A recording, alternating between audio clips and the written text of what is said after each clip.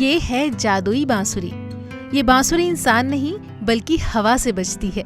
इसे प्यार करने वाले मुंबई, दिल देने वाले दिल्ली और मोहब्बत करने वाले विदेश में बहुत हैं। इटली से लेकर रूस तक इसकी धुन के लोग दीवाने हैं।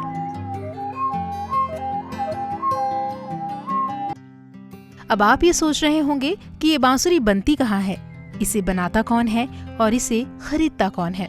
तो चलिए इन सारे सवालों के जवाब पाने के लिए आपको चलना होगा बस्तर के नारायणपुर। मिलिए इसे बनाने वाले और जानिए इसके बनने की कहानी। ये तो बहुत पहले से मैं बचपन में देखा था, मेरे पिताजी भी ये बनाता था और एक बजाने के लिए, खुद यूज के लिए बनाते थे। फिर रात में घोटुल वोटुल होता था तो वो बजाते हुए उसको जाते थे ताकि सांप या जानवर रास्ता से दूर हटेगा बोल के, उसका आवाज़ से थोड़ा जानवर वानवर हटते थे, इसलिए इसको बनाते थे। तो ये जादुई बांसुरी कब से बननी शुरू हुई और क्यों बननी शुरू हुई, पंडीराम मंडावी ने आपको ये तो बता दिया, लेकिन अब आपको उनका बेटा बीरेंद्र प्रताप मंडावी बताएंगे बांस काटने से लेकर इस बांसुरी के बनने तक की पूरी प्रोसेस। वे कहते हैं उनका परिवार करीब 50 साल से ये काम कर रहा है।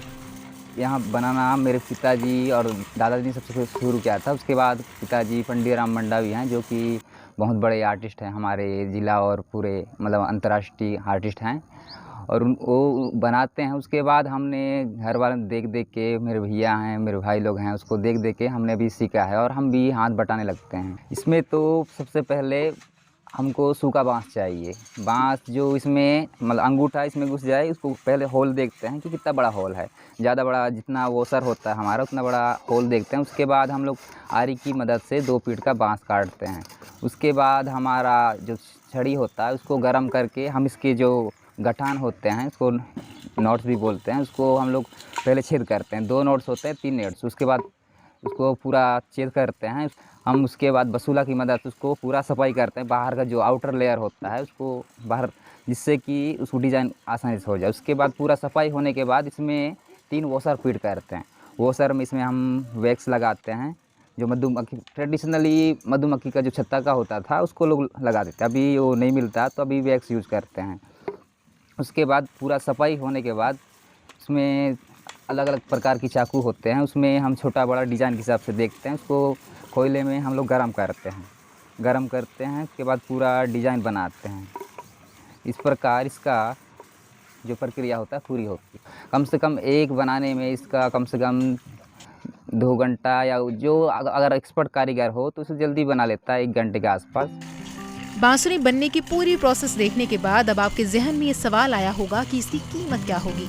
भले ही अबूझमाड़ में इसका दाम ना मिलता हो, लेकिन विदेश में ये 1000 रुपए तक बिकती है। इटली में इसकी ऐसी दीवानगी है कि वहाँ के मिलान शहर के लगभग हर घर में आपको ये बांसुरी मिल जाएगी। नई दिल्ली के एक्सपोर्ट हाउस ने हाल ही में 2000 बांसुरी का ऑर्डर दिया है। तो लोग बजाते हैं और काफ़ी इसको देख के खुश होते हैं और हमको भी चाहिए ऐसा बोलते हैं, और काफ़ी इसका डिमांड भी होता है। अभी लोग बोलते हैं कि और चाहिए मेरे को, और कहीं कहीं से मेरे को ऑर्डर भी मिला पहले, दिल्ली ट्राईफेड वगैरह में, हस्तशिल्प विकास बोर्ड में 50 चाहिए, सब चाहिए, ऐसा ऑर्डर भी मिलता है। मैं दिल्ली ले गया था तो जापान से आए थे स्कूल बच्चे, काफ़ी खरीद लिए उन्होंने भी, और मैं इसको 99 में इटली विदेश में भी ले गया था, वहाँ भी काफ़ी लोग खरीदे और काफ़ी लोग इसको पसंद भी किए। उसके बाद फिर मैं रूस में भी लेके गया था तो वहाँ भी लोग बहुत पसंद किए और बहुत कुछ खरीदे भी। पंडीराम मंडावी कहते हैं कि नई पीढ़ी को ये कला सीखनी चाहिए, जिससे आधुनिकता के जमाने में ये खो न जाए। रहने से और कला आदमी को कहाँ कहाँ पहुँचाता है, इसको कला ऐसा जीवित रहना चाहिए।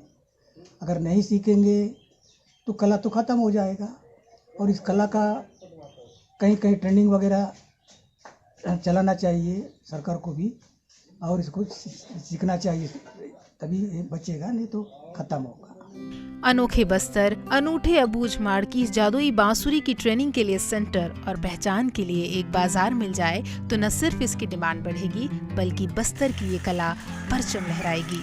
Bureau report, ETV Bharat, Narayanpur.